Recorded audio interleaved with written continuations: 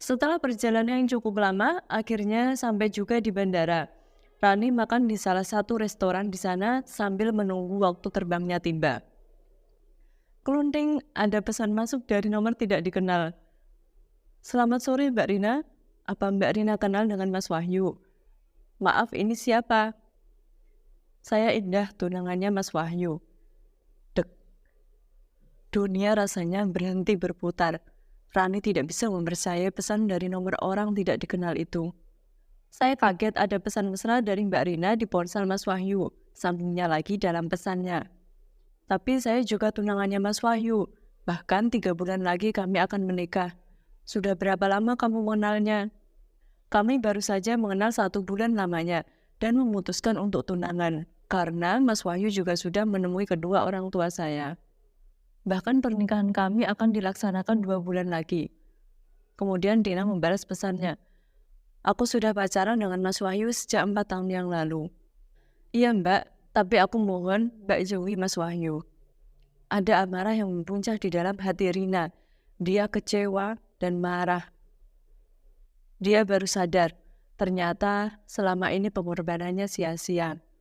Dia yang selalu berpikir positif kalau Wahyu sibuk, tapi ternyata dia bukan lagi prioritasnya.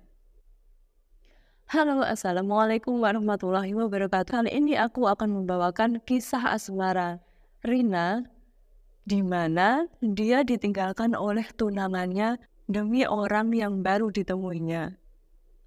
Cerita ini hanya karangan semata, baik nama tokoh maupun tempat sudah kami samarkan. Yuk kita ikuti kelanjutan kisahnya.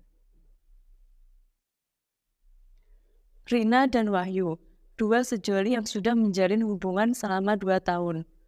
Mereka sudah berpacaran saat masih duduk di bangku SMA. Wahyu begitu tertarik dengan Rina. Dia pandai, cantik, dan menyenangkan ketika diajak ngobrol. Saat itu, Rina dan Wahyu tengah mewakili sekolahnya untuk mengikuti lomba debat di tingkat provinsi. Nah, dari situlah kemudian Wahyu lebih mengenal sosok Rina yang menyenangkan ini. Tanpa menunggu lama, Wahyu dengan berani mengutarakan perasaannya kepada Rina, dan Rina mengangguk menyetujuinya. Hubungan mereka pun langgeng dan terus berlanjut hingga lulus sekolah. Keduanya saling support untuk kelanggengan hubungan mereka. Ada lowongan di salah satu perusahaan berskala besar di kotanya.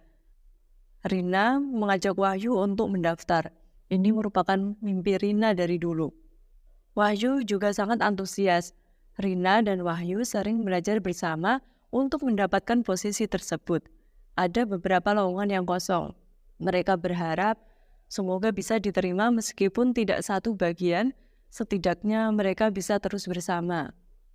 Mereka berhasil lolos di beberapa tes, dan tes terakhir adalah tes wawancara sebagai penentunya.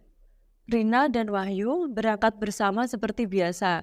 Rina selalu menjemput Wahyu, meskipun rumahnya tidak searah, karena Wahyu tidak memiliki kendaraan. Sejak mereka pacaran, Rina lah yang selalu menjemputnya untuk berangkat sekolah. Biasanya Wahyu jalan kaki atau naik angkot. Wahyu tidak ingin membebani ibunya. Sejak sepeninggal ayahnya, ibunya lah yang menjadi tulang punggung untuk dirinya dan 2 adiknya yang masih duduk di bangku SD dan SMP.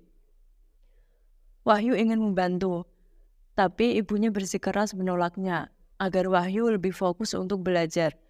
Wahyu dan Rina mengisi perut dulu sebelum mengikuti tes selanjutnya. Mereka makan di salah satu warung dekat pabrik. Banyak juga karyawan yang sarapan di sana. Lu yakin bakal keterima di sini? Mending mundur aja deh. Suara seorang laki-laki bernama Ferry, teman sekolahnya dulu. Kenapa ngomong seperti itu? Tanya Rina kesal. Gue sih yakin kalau sama lu, Rin. Tapi kalau Wahyu, entahlah. Pinter aja nggak cukup. Yang penting itu punya orang dalam. Kalau nggak punya orang dalam, setidaknya lu punya uang. Lah sedangkan lu makan aja susah. Kata Ferry sombong. Dan lu tahu, gue pasti keterima karena paman gue manajer di sini. Lanjut Ferry dengan sombongnya. Rina ingin sekali meremas mulut lemesnya. Berbeda dengan Wahyu yang hanya diam saja. Namun semangatnya untuk maju tidak pernah pudar. Mereka selesai tes dan tinggal menunggu hasilnya. Lolos atau tidaknya akan diumumkan melalui pesan. Malam harinya, Rina mendapatkan pesan yang menyatakan bahwa dia lolos seleksi dan bisa segera menjalani training esok hari. Rina mengirim pesan kepada Wahyu. Yang sudah dapat pesan hasil tes belum? Rina mengirim pesan. Kok aku belum dapat ya, Yang? Balas Wahyu. Oh, mungkin belum. Coba ditunggu saja. Balas Rina berusaha positive thinking. Pagi hari, Rina mengirim pesan lagi kepada Wahyu. Namun hasilnya nihil. Belum ada kabar baik untuknya. Akhirnya, Rina berangkat sendiri, sedangkan Wahyu tetap berusaha mencari pekerjaan dengan berjalan kaki. Rina selalu mensupport Wahyu apapun keadaannya. Dia selalu mengalah untuk meminjamkan sepeda motornya dipakai Wahyu mencari pekerjaan. Sudah 6 bulan lamanya, Wahyu belum juga mendapatkan pekerjaan. Wahyu hampir stres, tapi lagi-lagi Rina lah yang menyemangatinya. Rina memberitahukan bahwa temannya membutuhkan karyawan untuk rumah makannya. Tawaran itu diterima oleh Wahyu. Sudah hampir 1 tahun dia di sana, namun tidak ada peningkatan gaji. Dan parahnya, bosnya selalu menunda-nunda pembayarannya. Akhirnya, Wahyu memutuskan untuk resign saja. Tak henti-hentinya Rina mencarikan pekerjaan untuk Wahyu. Rina mencoba lagi mencarikan pekerjaan. Ada lowongan montir di bengkel mobil dekat tempatnya bekerja. Wahyu mengiyakan saja, namun itu tidak bertahan lama.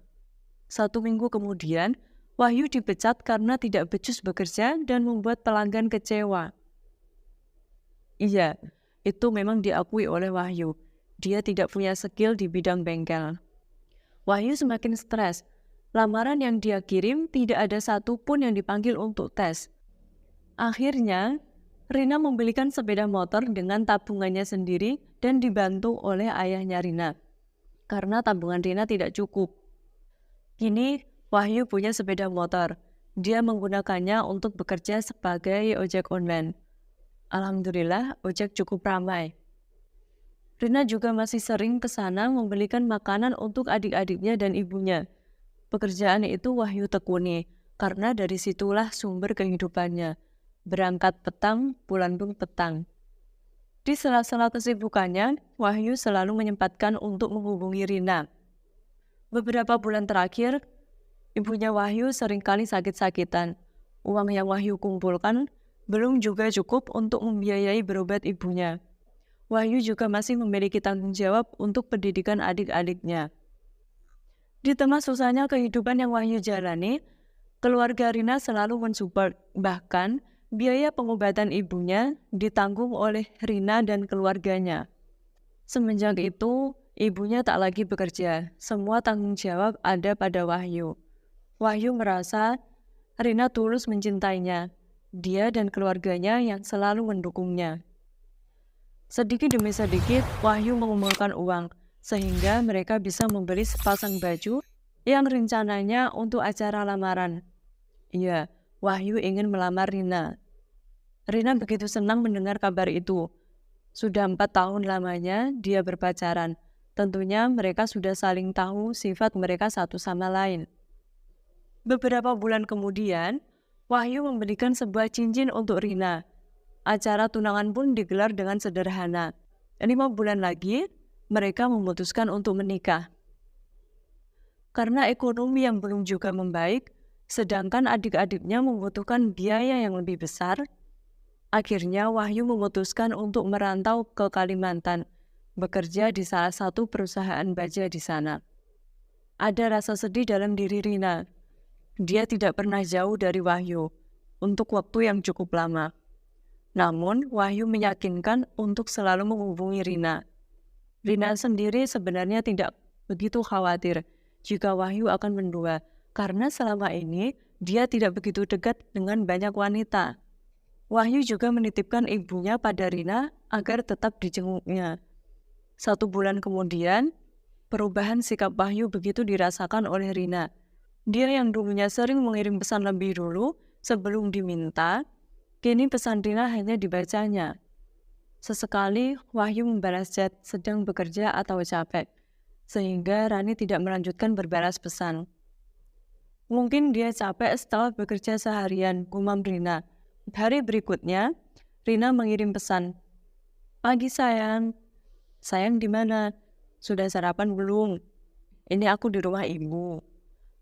Sayang kalau istirahat nanti video call yuk. Rentetan pesan itu hanya dibaca. Malam harinya Wahyu mengirim pesan. Selamat malam sayang. Selamat istirahat ya, semoga mimpi indah. Pesan itu hanya dibalas emoticon oleh Rina. Sebenarnya dia masih ingin mengobrol dengannya. Tapi Wahyu sudah mengakhirinya terlebih dahulu sebelum pesan itu sempat kukirim. Akhirnya, Rina nekat menyusul Wahyu ke sana dengan modal yang dia miliki saat ini. Dia sudah memesan tiket bis untuk ke bandara. Bahkan, tiket pesawat pun juga sudah siap. Dia berpamitan kepada kedua orang tuanya dan ibunya Wahyu juga. Setelah perjalanan cukup lama, akhirnya sampai juga di bandara.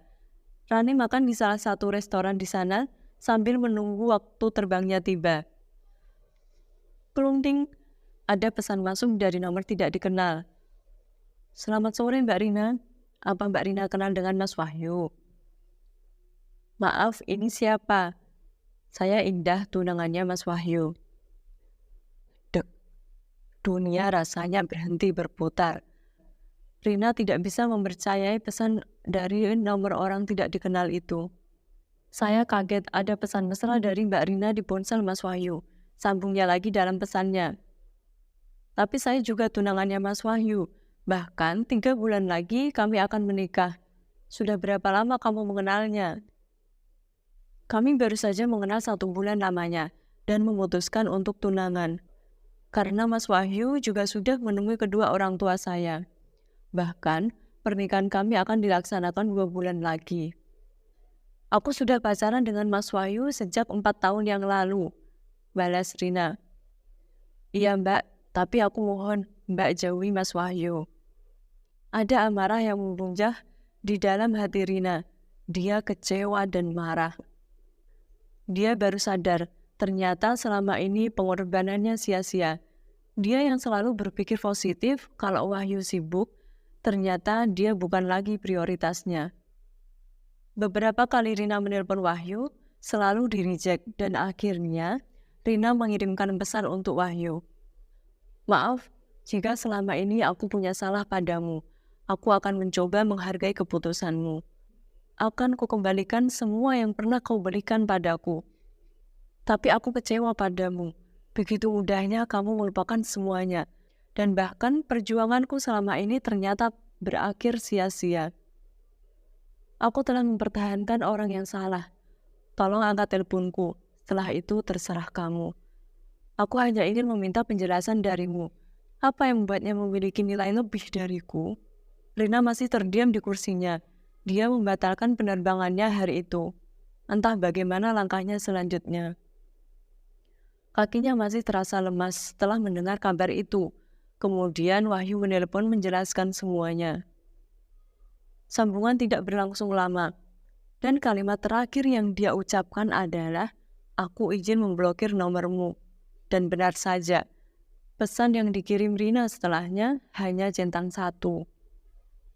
Dek, sebegitu mudahnya dia mengecewakan Rina demi cewek yang baru dikenalnya. Rina masih tidak habis pikir. Bahkan tunangan itu hanya diputuskan sepihak. Tidak ada itikat baik untuk menemui orang tuanya. Benar-benar bukan Wahyu yang Rina kenal. Akhirnya, Rina mengembalikan semua pemberiannya kepada ibunya. Ibunya sudah mengetahuinya semua dari Wahyu dan mengatakan kepada Rina untuk bersabar. Mungkin Wahyu bukan jodohnya, dan itu sudah takdir dari Yang Maha Kuasa. Orang tua Rina pun shock, dan mau tidak mau mereka harus menghargai keputusan Wahyu. Itulah tadi pengorbanan cinta Rina kepada Wahyu, namun berakhir dengan sia-sia. Untuk kalian yang punya pasangan dan mau menemani dari nol, tolong pikirkan baik-baik jika mau meninggalkannya. Jika tidak mau menyesal di kemudian hari. Terima kasih buat teman-teman yang sudah menonton kisah ini. Jika kalian punya cerita dan ingin berbagi kepada kami, silahkan kirim ke alamat email di bawah ini. Jangan lupa like dan komennya. Nantikan kisah asmara yang lebih menarik lagi selanjutnya. Bye-bye.